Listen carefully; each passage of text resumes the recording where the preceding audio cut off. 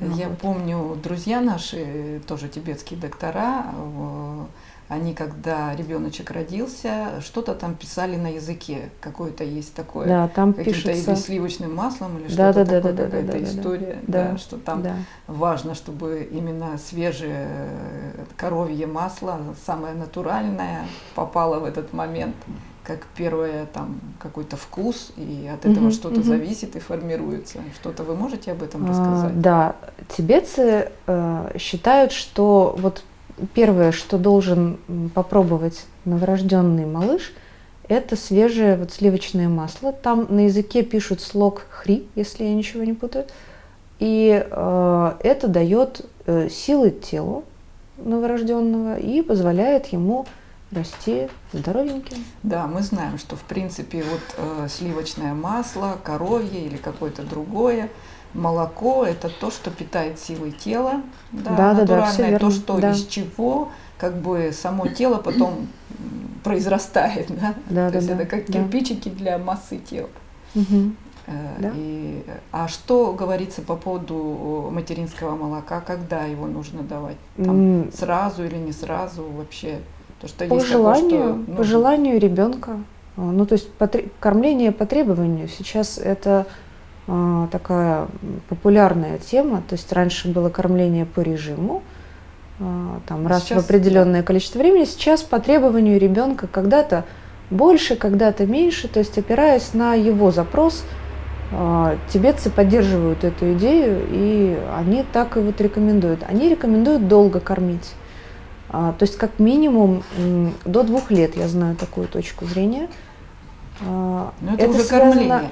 А вот я Ага. помню такой важный момент, у меня, когда мы брали интервью у профессора Ван Ду, и как раз по поводу мамочек был разговор, и вот именно в процессе после родов роженицу важно укутать тепло. То есть у них вот такой момент, что именно, а я знаю, западная медицина, наоборот, вот это охлаждение как-то применяется. Лед на живот Да, для да. сокращения матки и так далее. Вот в этом, как вы можете это противоречие рассмотреть? Что касается обращения с роженицей после родов, то в тибетской медицине есть следующие рекомендации. К роженице относятся как к тяжело больному человеку. И к ней применяются все те действия, которые применяются при восстановлении человека после тяжелой болезни. Это не значит, что беременность рассматривается как болезнь. Это значит, что роды – это очень большой и затратный энергетический и физически для женщины процесс. Женщина очень много отдает в ходе беременности и в ходе родов. Она дает малышу много сил, да, она вскармливает его силами своего тела, поэтому она должна восстанавливаться. Вот, допустим, я знаю такую цифру, что считается, что процесс восстановления занимает около 21 дня в тибетской медицине. Это не значит, что это справедливо для всех женщин, потому что некоторым нужно дольше, да, а некоторые восстанавливаются за этот срок или чуть быстрее. Значит, в это время женщине рекомендуется лежать, значит, рекомендуется находиться в теплом помещении, действительно быть тепло укутанной, не жарко, да, но чтобы было комфортно. Имеется в виду 21 день беречь себя с точки зрения холода, Да, переохлаждения. Да, обязательно, конечно. Значит, не перенапрягаться физически, потому что у нас, у мам, модно вернуться из роддома и помыть полы, значит, во всем доме. И делать так каждый день, потому что ребенку уже нужна чистота. Вот. Это, конечно, все замечательно. Похвально, но, вот, но не полезно для лучше мамочек. Действительно так не делать, потому что нужно восстановиться после родов. Вот. И, соответственно, нужно есть питательную пищу, потому что нужно успокоить ветер, который, вот энергию лунг, энергию ветра, которая очень сильно поднимается в родах. Собственно говоря, роды происходят благодаря энергии ветра. И еще долгое время после родов ветер остается в повышенном состоянии. Поэтому женщину кормят и поят мясными бульонами, из курицы, допустим. Курица хорошо восстанавливает силы тела. Из баранины со специями. Женщине дают всяческую Баранина горячее еду. мясо, а если у нее какое-то воспаление или что-то, в этом смысле нет противопоказаний? Дело в том, что есть рекомендация делать процедуру кровопускания после родов. Да. Значит, она делается из сосуда, находящегося под коленкой, и она выводит излишний жар, который накапливается собственно говоря, для всех в процессе. или в отдельных случаях? Это общая рекомендация. Это значит, что она справедлива почти для всех. Вот, да. Тем самым убирается лишний жар, да.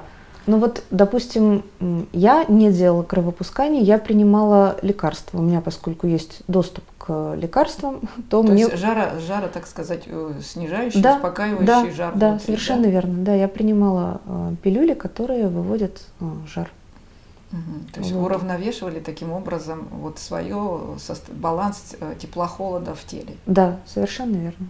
Да. И достаточно быстро у вас это, то есть ушел этот жар, и как он ощущался, в чем это проявлялось?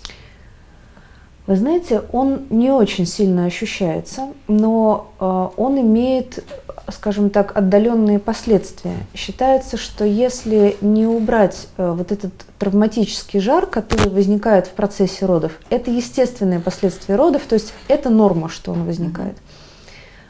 Считается, что если не убрать его, то через некоторое время у женщины может проявиться, допустим, такая болезнь, как варикозное расширение вен.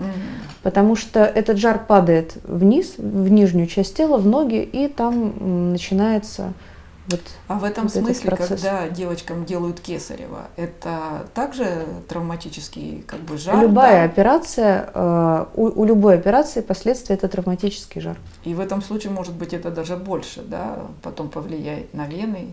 Больше или меньше сказать сложно, это зависит конкретно от самой операции. Вы задавали вопрос по поводу холода на живот, вот то, что применяют в роддоме, холода, тепла. Рекомендуют класть холод на живот для сокращения матки, да, чтобы легко. Но при этом они накрывают одеялом, кстати. То есть это местный накрыли одеялом, но положили там на живот лед. То есть так. Это не обязательно делать вот с этим вот со льдом. То есть, допустим, я отказалась. Вообще для нормального сокращения матки надо ребенка применять, потому что ребенка надо просто часто прикладывать к груди сразу после родов, потому что он сосанием стимулирует соски, что приводит к просто естественному сокращению матки. Да. То есть важно сразу ребеночка поднести к груди. Ну да, конечно. Познакомиться с наружным миром, самым вкусным и сладким у мамочки. Да. Да. Вот.